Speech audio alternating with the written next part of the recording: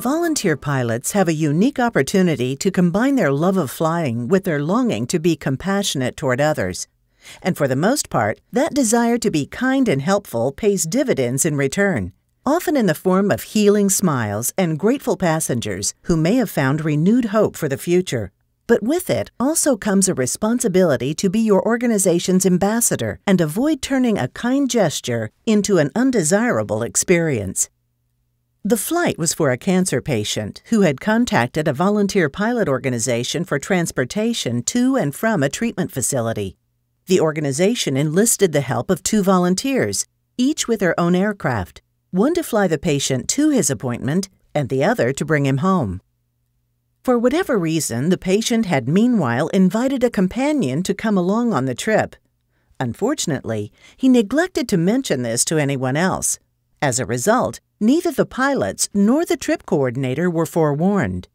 But, as luck had it, the additional weight of an extra passenger and luggage was not an issue for the first-leg aircraft. The pilot accommodated the situation and happily delivered the passengers at their destination without further ado. Now, fast forward to the return flight. A completely different situation. The aircraft configuration and performance could not match the extra passenger and luggage, and the unfortunate pilot had to cancel the flight.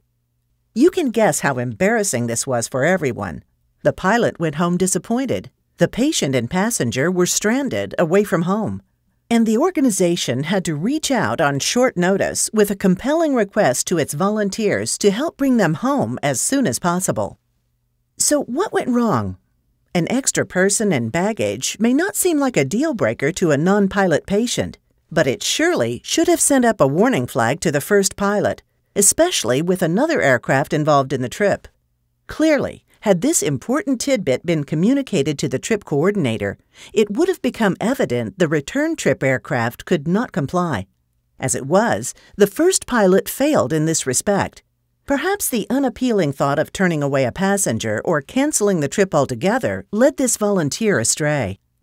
Please don't let good intentions backfire.